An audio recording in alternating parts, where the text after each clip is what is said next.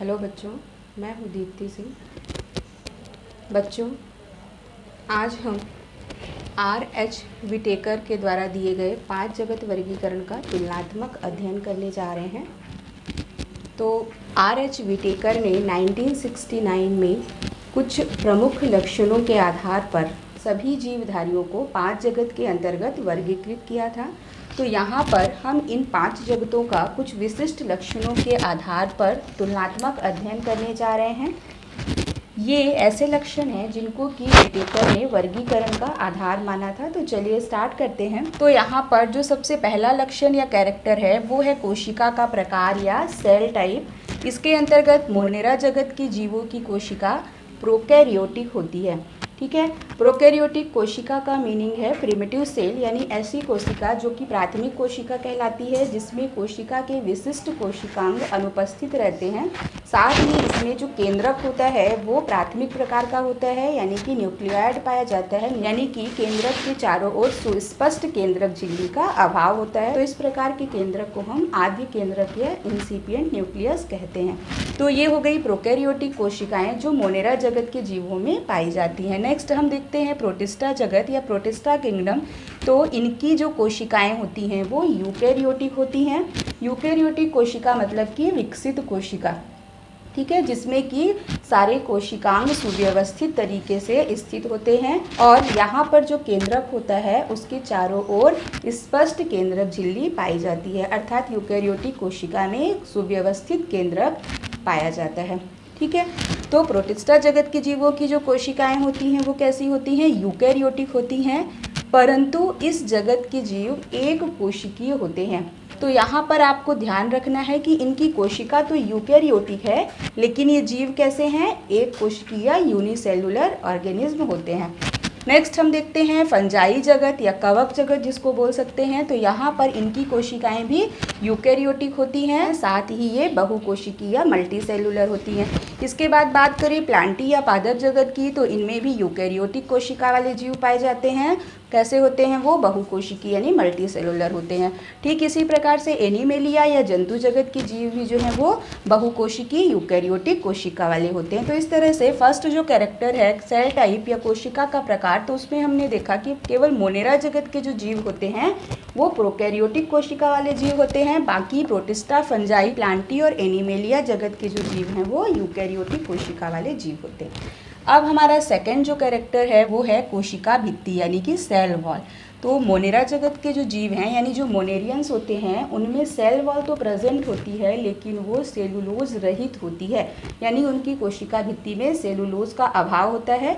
तो इनकी कोशिका पॉलीसैकेराइड और अमीनो एसिड से बनी हुई होती है। ठीक है, जैसे कि बैक्टीरिया वगैरह की सेल जो है वो म्यूकोपेप्टाइड की बनी हुई होती है।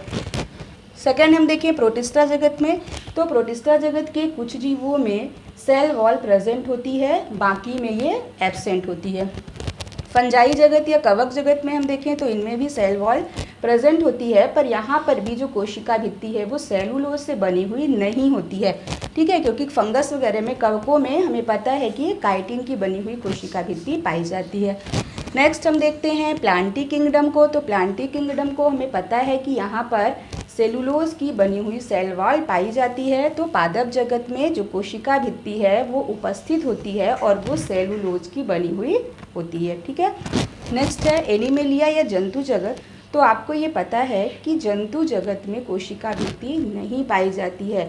जंतु कोशिका का जब आप अध्ययन करते हैं तो वहाँ पर आपने देखा है कि उसमें कोशिका भित्ति अनुपस्थित होती है। वहाँ पर क्या पाई जाती है? प्लाज्मा झिल्ली या कोशिका झिल्ली उपस्थित होती है। ठीक है, तो इस तरह से सेल वॉल या कोशिका भित्ति मोनेरा जगत में पॉलीसैकेराइड और अमीनो एसिड से बनी हुई रहती है। प्रोटिस्टा जगत के कुछ जीवों में सेल वॉल पाई जाती है।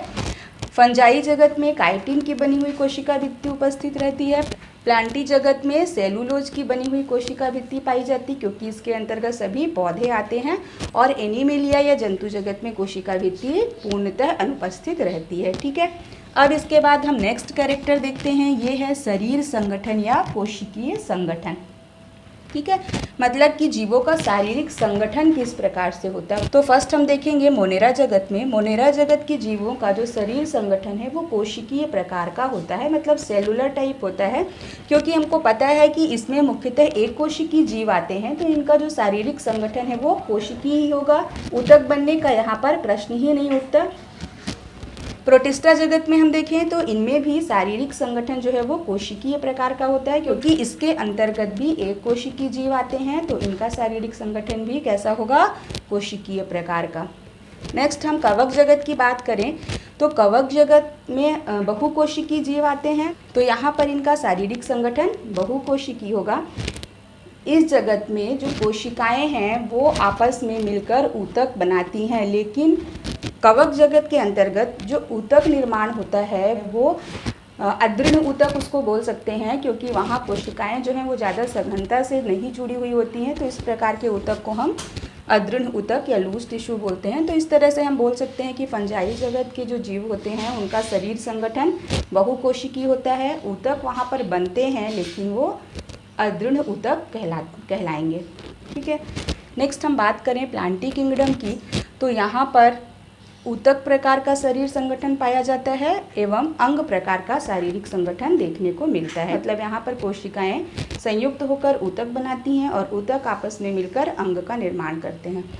लास्ट हम देखें एनिमेलिया या जंतु जगत में, तो यहाँ पर ऊतक प्रकार का शरीर संगठन होगा या अंग प्रकार का शरीर संगठन होगा या अंगतंत्र प्रकार का शरीर संगठन होता है। तो इस तरह से यहाँ पर हम देख रहे हैं कि यहाँ पर शरीर संगठन या कोशिकीय संगठन विकसित प्रकार का होता है, ऊतक बनते हैं, ऊतक आपस में मिलकर अंग बनाते हैं एवं अंग आपस में मिलकर अंगतंत्र का निर्माण करते हैं। ठीक है, अब इसके बाद हम देखते हैं पोषण का प्रकार यानी कि न्यूट्रिशन टाइप। जो अगला कैरेक्टर है वो है पोषण का प्रकार। मोनेरा जगत की बात करें तो मोनेरा जगत के जो जीव होते हैं वो स्वयं पोषी होते हैं या फिर विषम पोषी होते हैं। ठीक है, यदि ये स्वयं पोषी हैं तो इनमें दो प्रकार का पोषण होगा, एक तो है प्रकाश संश्लेषी पोषण और दूसरा होता है रसायन संश्लेषी पोषण। तो मोनेरा जगत के जीवों में जो स्वपोषी पोषण होता है, जो ऑटोट्रॉफिक न्यूट्रिशन होता है, वो दो प्रकार का होता है, फोटोसिंथेटिक न्यूट्रिशन और कीमोसिंथेटिक न्यूट्रिशन। यदि ये विषम पोषी हैं यानी कि हेट्रोट्रॉफिक है तो भी इनमें दो प्रकार का पोषण होगा, या कि ये मृतोपजीवी होंगे या फिर परजीवी होंगे। साथ ही इनमें सहजीवी पोषण भी पाया जाता है। ठीक है, नेक्स्ट हम देखिए प्रोटिस्टा जगत में, तो प्रोटिस्टा जगत के जो जीव होते हैं उनमें स्वपोषी पोषण और विषम पोषी पोषण दोनों पाया जाता है। तो इनमें स्वपोषी पोषण के अंतर्गत प्रकाश संश्लेषी पोषण पाया जाता है, साथ ही कुछ जीवों में विषम पोषी पोषण भी होता है। फंजाई या कवक जगत की बात करें तो ये मुख्यतः विषम पोषी होते हैं, यानी कि इनमें विषम पोषी पोषण या हेट्रोट्रॉफिक न्यूट्रिशन पाया जाता है, जिसके अंतर्गत इनमें मृतोपजीवी और परजीवी पोषण होता है। यानी कि इनमें हेट्रोट्रॉफिक न्यूट्रिशन पाया जाता है, इसके अंतर्गत या कि ये सैप्रोफिटिक होंगे या फिर पैरासिटिक होंगे। फंजाई जगत में स्वपोषी पोषण नहीं पाया जाता है। इसके बाद हम बात करें प्लांटी जगत की, तो हमको पता है कि प्लांटी जगत में सारे पौधे आते हैं, तो पौधों में स्वपोषी पोषण होता है। पौधे जो होते हैं वो स्वयं पोषी होते हैं, ऑटोट्रॉफिक होते हैं, क्योंकि उनमें क्लोरोफिल प्रेजेंट होता है। वो फोटोसिंथेसिस या प्रकाश संश्लेषण की क्रिया करके अपना भोजन स्वयं बनाते हैं, इसलिए सारे पौधे जो हैं वो स्वपोषी कहलाते हैं। तो इसके अंतर्गत स्वयं पोषी यानी कि ऑटोट्रॉफिक न्यूट्रिशन आएगा, जिसमें कि सभी जो पौधे हैं वो फोटोसिंथेसिस की प्रक्रिया करते हैं। लास्ट है एनिमेलिया या जंतु जगत, तो इसके अंतर्गत सभी जो जंतु होते हैं वो हेट्रोट्रॉफिक न्यूट्रिशन करते हैं, विषम पोषी होते हैं। ये अपने भोजन के लिए दूसरे पर निर्भर होते हैं, या वो पौधे होंगे या जंतु होंगे जिस पर कि ये अपने भोजन के लिए निर्भर रहते हैं। तो ये विषम पोषी पोषण हो गया। विषम पोषी पोषण के अंतर्गत इनमें प्राणी संभोजी पोषण और मृतोपजीवी पोषण पाया जाता है। अब इसके बाद लास्ट जो कैरेक्टर है या आखिरी जो लक्षण है वो है प्रजनन की विधि यानी कि रिप्रोडक्शन मोड। तो मोनेरा जगत में हम देखें तो इनमें मुख्यतः एसेक्सुअल रिप्रोडक्शन होता है। मोनेरा जगत में ट्रू सेक्सुअल रिप्रोडक्शन सामान्यतः एब्सेंट होता है, नहीं पाया जाता है। तो इनमें मुख्यतः एसेक्सुअल रिप्रोडक्शन होता है, जिसके अंतर्गत द्विविखंडन के द्वारा इनमें एसेक्सुअल रिप्रोडक्शन होता है।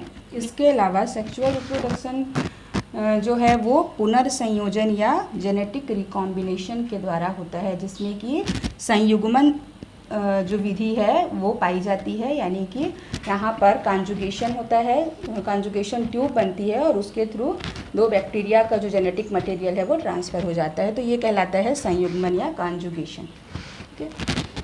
प्रोटिस्टा जगत में हम देखें तो इनमें भी एसेक्सुअल रिप्रोडक्शन पाया जाता है, या कि इनमें युग्मक संलयन यानी कि सिनगेमी के द्वारा रिप्रोडक्शन होता है, या फिर कॉन्जुगेशन या संयुग्मन के द्वारा सेक्सुअल रिप्रोडक्शन होता है। ठीक है।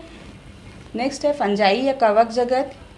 तो फंजाई जगत के अंतर्गत एसेक्सुअल और सेक्सुअल दोनों प्रकार का रिप्रोडक्शन पाया जाता है। सेक्सुअल रिप्रोडक्शन में युग्मक संलयन होता है, यानी कि गैमेट जो होते हैं वो आपस में फ्यूज़ होते हैं, तो ये फर्टिलाइजेशन की क्रिया होती है। प्लांटी जगत की हम बात करें तो इनमें वेजिटेटिव, एसेक्सुअल और सेक्सुअल तीनों प्रकार का रिप्रोडक्शन पाया जाता है। लास्ट एनिमेलिया जगत की बात करें हम तो इनमें प्रायः सेक्सुअल रिप्रोडक्शन ही पाया जाता है, जिसके अंतर्गत गैमेट फ्यूज़न होता है, यानी कि फर्टिलाइजेशन की क्रिया होती है। ठीक है। तो ये हो गया मोड ऑफ रिप्रोडक्शन।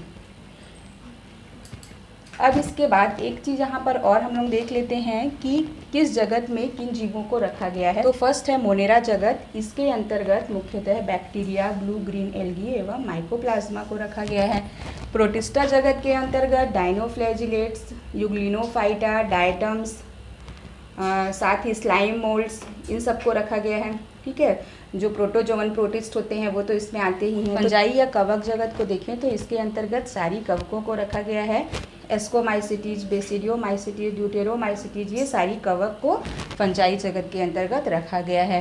प्लांटी जगत में सारे प्लांट्स को रखा गया है। हर्ब्स हों, श्रब्स हों, ट्रीज हों, सबको प्लांटी जगत में रखा गया है। तो इसमें थैलोफाइटा, ब्रायोफाइटा, टेरिडोफाइटा, इसके बाद जिम्नोस्पर्म, एंजियोस्पर्म, ये सारे जो प्लांट हैं वो सब प्लांटी किंगडम के अंतर्गत आते हैं, जिनके बारे में हम लोग डिटेल में आगे पढ़ेंगे।